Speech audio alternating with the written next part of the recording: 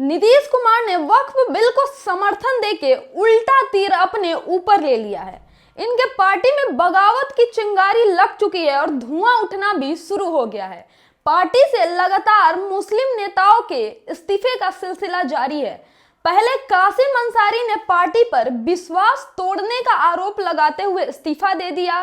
साथ ही साथ उन्होंने अपने त्याग पत्र में सरकार को एक लंबा चौड़ा बयान लिख के भेजा है। चलिए वो जानते हैं। कासिम अंसारी हिंदी में लिखते हैं, मैं इस बात से निराश हूं कि मैंने अपने जीवन के कई साल पार्टी को दिए। मैं पूरे सम्मान के साथ कहना चाहता हूं कि हमारे जैसे लाखों भारतीय मुसलमानों को अटूट विश्वास था कि आप एक विशुद्ध धर्मनिरपेक्ष विचारधारा के ध्वजवाहक हैं, लेकिन अब यह विश्वास टूट गया है। हमारे जैसे लाखों समर्पित भारतीय मुसलमान और कार्यकर्ता जेडीयू के रुख से बहुत सदमे में है। कासिम अंसारी आगे कहते हैं, वक्फ विधेयक भारतीय मुसलमानों के खिलाफ है। हम इसे किसी भी हालत में स्वीकार नहीं कर सकते हैं।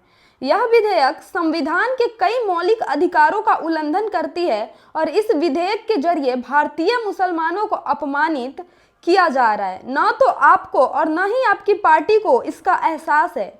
मुझे अफसोस है कि मैंने अपनी जिंदगी के कई साल इस पार्टी यानी जेडीयू को दिए हैं। तो ये कहना था कासिम अंसारी का। अब भाई कासिम अंसारी के बाद अशरफ अंसारी कहाँ पीछे रहने वाले थे।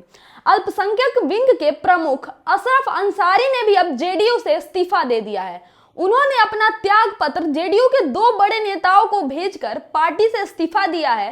साथ ही साथ उन्होंने इल्जाम लगाया है कि मुसलमानों ने हमेशा जेडीयू का साथ दिया, लेकिन जेडीयू ने वक्फ बिल को समर्थन देके देश के बिहार के मुसलमानों के साथ गद्दारी की है, नाइंसाफी की है। ये तो अभी शुरुआत है। बताया जा रहा है कि अभी कई और नेता जेडीयू से इस्तीफा दे सकते हैं, क्योंकि लाडले मुख्यमंत्री बनने के चक्कर में नीतीश कुमार अब कहीं के नहीं बचे हैं।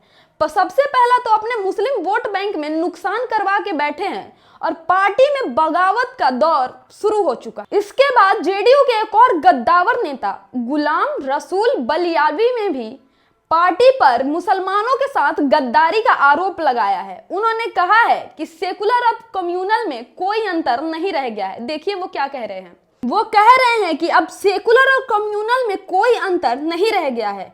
उन्होंने इस बिल को रोकने की पुरजोर कोशिश की। बलियाली ने कहा कि इस संबंध में वक्फ बिल को लेकर गठित जेपीसी से लेकर मुख्यमंत्री नीतीश कुमार तक को अपील की गई थी कि इस बिल को समर्थन ना दे, मगर उन पर कोई विचार नहीं किया गया और इस बिल को समर्थन दे दिया गया। जैसा कि आपने देखा, कोई एक अकेले नेता नहीं है जो जेडीयू से इस्तीफा दे रहे हो। जो अल्पसंख्यक समुदाय के यानी जो मुस्लिम समुदाय के जितने भी नेता है वो नीतीश कुमार से नाराज दिखाई दे रहे हैं। वक्फ बिल के सदन में आने से पहले आपको बता दें कि जेडीयू के एक और गद्दावर नेता थे गुलाम गौस। इन्होंने नीतीश कुमार और जेडीयू से अपील की थी कि इस बिल को समर्थन ना दे। ये बिल मुस्लिम विरोधी है, मुसलमानों के धार्मिक मामले में हस्तक्षेप कर रही है, मुस्लिमों के अधिकार के साथ समझौता कर रही है, खिलवाड़ कर रही है। लेकिन जेडीयू ने उनकी बात नहीं मानी और अब गुलाम गौस की आरजेडी के साथ कुछ तस्वीरें निकल के आ रही है। ऐसा निकल के आ रहा है सूत्रों के हवाले से कि गुलाम गौस ने लालू यादव से मुलाकात की है और कहा जा रहा है कि वो अब जेडीयू का साथ छोड़ के आरजेडी का दामन थाम सकते हैं।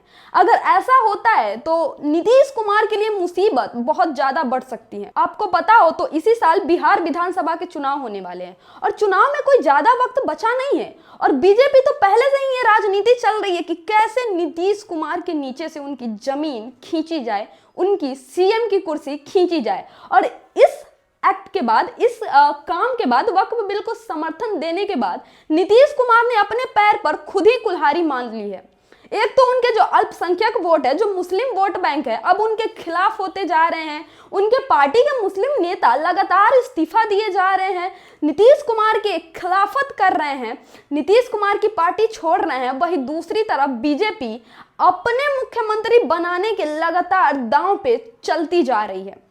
भाई नीतीश कुमार बेचारे लाडले मुख्यमंत्री बन के रह गए हैं, लेकिन अब ऐसा लगता है कि लाडले मुख्यमंत्री बनते बनते अब वो कहीं के नहीं रह जाएंगे। इस पे अब पप्पू यादव का भी बयान सामने आया है। उन्होंने कहा है कि नीतीश कुमार सेकुलर है, लेकिन उनके पार्टी पर अब उनका कंट्रोल नहीं रह गया है। कोई दो बीजेपी वाले नेता जो जेडीयू में बैठे हुए हैं वो उनके पूरे पार्टी को कंट्रोल कर रहे हैं और नीतीश कुमार के हाथ में अब कुछ भी नहीं बचा है। नीतीश कुमार बस एक कठपुतली बन के रह गए हैं। देखिए, एक को हम द्वितीय नास्ते। नीतीश कुमार कल भी सेकुलर थे, आज भी हैं, कल भी रहेंगे, लेकिन नीतीश कुमार जी का जो स्वस्थ है, जो मानसिक स्थिति है, वो बहुत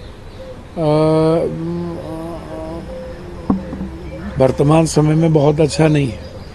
और नीतीश कुमार के दल में 90% आरक्षण विरोधी लोग हैं, ओबीसी विरोधी लोग हैं, नेता, आदमी नहीं। आदमी तो आरक्षण पक्ष के लोग हैं, लेकिन नेता जो हैं वो ST SC विरोधी हैं, वो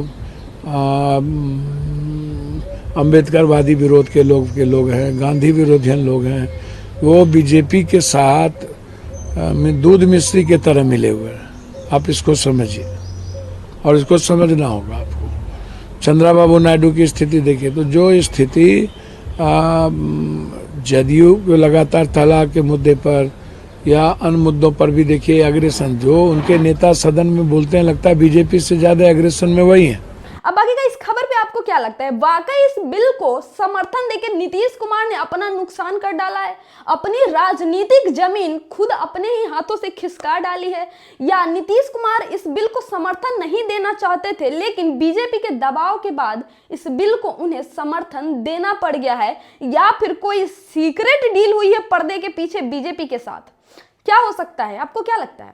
हमें कमेंट करके जरूर बताएं और देखते रहे द डिप्लोमेटिक इंडिया को। धन्यवाद।